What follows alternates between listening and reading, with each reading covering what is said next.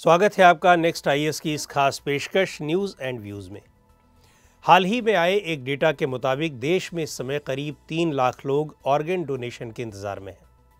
Health ministry के इस data में बताया गया है कि ऑर्गन डोनर्स की संख्या 2014 में 6,916 थी, जो 2022 में बढ़कर 16,041 हो गई है।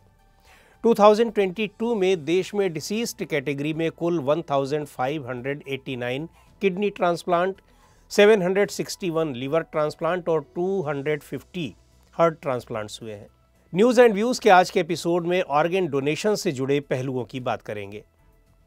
मोटे तौर पर डोनर्स दो प्रकार के होते हैं, एक वे जिनकी मृत्यु के बाद उनके ऑर्गन्स डोनेट किए जाते हैं और दूसरे वे जो जीवित रहते हुए अंगदान करते हैं यानी ऑर्गन डोनेट कर देते हैं। ऐसे में जीवित रहते हुए किडनी डोनेट करने वालों की संख्या 2014 में 4,884 के मुकाबले 2022 में 9,834 हो गई है, जबकि लिवर डोनेट करने वाले 1,002 से बढ़कर 2,957 हो गए हैं।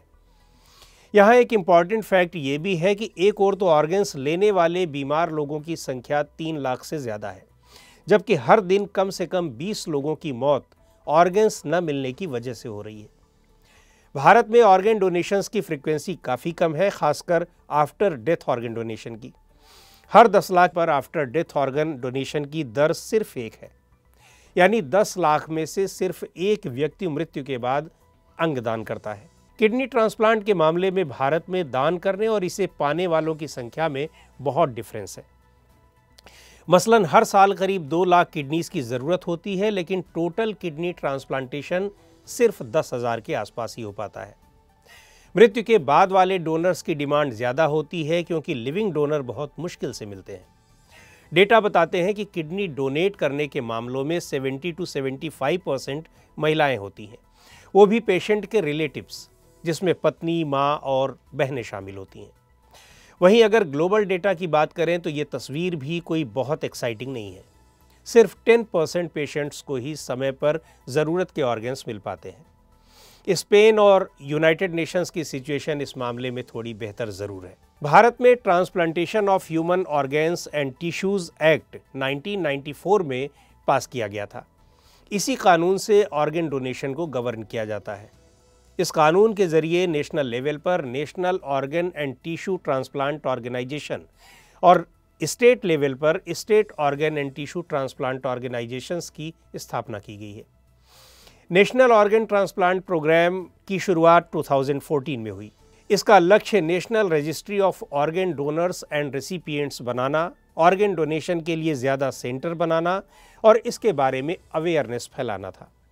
डिसीज्ड ऑर्गन डोनेशन प्रोग्राम को हेल्थ एंड फैमिली वेलफेयर द्वारा लाया गया था, जिसका मकसद मृत्यु के बाद के डोनेशंस को बढ़ाना था। अवेयरनेस फैलाने के लिए हर साल 27 नवंबर को नेशनल ऑर्गन डोनेशन डे मनाया जाता है। इसी तरह सरकार द्वारा शुरू की गई स्वस्थ भारत यात्रा का भी यही उद्देश्य था। ऑर्गन ट्रांसप्लांटेशन और डोनेशन का रिकॉर्ड रखने का काम national organ and tissue transplant registry द्वारा किया जाता है। ऑर्गन डोनेशन और ट्रांसप्लांटेशन के रास्ते में कई दूसरे चैलेंजेस भी हैं। डोनेट हुए ऑर्गन्स का बेहतर रखरखाव बहुत ज़रूरी है। इसमें लॉजिस्टिक चैलेंजेस बहुत ज़्यादा होते हैं, ख़ास तौर पर उन ऑर्गन्स को लेकर जिनका लाइफ स्पैन कम होता है। फिर मेडिकल कंडीशंस के कारण दान में मिले सभी ऑर्गन्स ट्रांसप्लांट के काबिल नहीं होते हैं। ऐसे में इनकी संख्या घट जाती है। इसके अलावा ट्रांसप्लांट की कॉस्ट भी ज़्यादा होती है। इस वजह से भी ट्रांसप्लांटेशन की संख्या में गिरावट आती है। हालांकि सरकार ने कुछ कदम उठाए हैं, मसलन डोमिसाइल से हटकर कहीं भी डोनेशन किया जा सकता है। रेसिपिएंट्स के लिए एज की कोई सीमा नहीं है। ट्रांसप्लांटेशन के लिए रजिस्ट्रेशन फ़ीस को समाप्त कर दिया गया है और लाइफ सपोर्ट से हटाने वाले नियम सरल किए गए हैं। लेकिन सिर्फ इतने भर से इस बड़ी समस्या को हल नहीं किया जा सकता। हर 10 लाख पर डोनर्स की संख्या को बढ़ाकर 65 तक करने की ज़रूरत है। इसके लिए पब्लिक सेक्टर हेल्थ केयर को बेहतर बनाना होगा। देश में 600 से ज़्यादा मेडिकल कॉलेज हैं और 20 से ज़्यादा एम्स हैं। अगर इनमें हर जगह साल में सिर्फ एक डोनेशन भी हो जाए, तब भी स्थिति सुधर सकती है। ज़रूरत इस बात की है कि ट्रॉमा और आईसीयू डॉक्टर्स को ट्रेनिंग दी जाए और वे लोगों को डोनेशन के लिए प्रोत्साहित करें। भारत में लिविंग डोनर्स कुल डोनर्स के 85% ही हैं। जो लोग अंगदान की शपथ लेते हैं और जो लोग वास्तव में ऑर्गन डोनेट करते हैं, उनकी संख्या में काफ़ी डिफरेंस है। ये अंतर कम होना चाहिए। मेडिकल स्टाफ को और एजुकेट करने की ज़रूरत है। उन्हें इस बात के लिए तैयार रहना चाहिए कि वे ब्रेन डेड होने या दूसरे केसेस में कैसे डोनेशन की सिचुएशन की पहचान करें। परिवार से बातचीत करें। फिलहाल भारत में ऑर्गन डोनेशन को लेकर अवेयरनेस बेहतर हुई है और अब कई परिवार भी इसके लिए आगे आ रहे हैं। तो आज के इस एपिसोड में इतना ही। अगले एपिसोड में फिर मिलेंगे एक नए टॉपिक के साथ। आपको ये प्रोग्राम कैसा लगा कमेंट करके हमें ज़रूर बताएं। आप अपने सुझाव भी हमें भेज सकते हैं।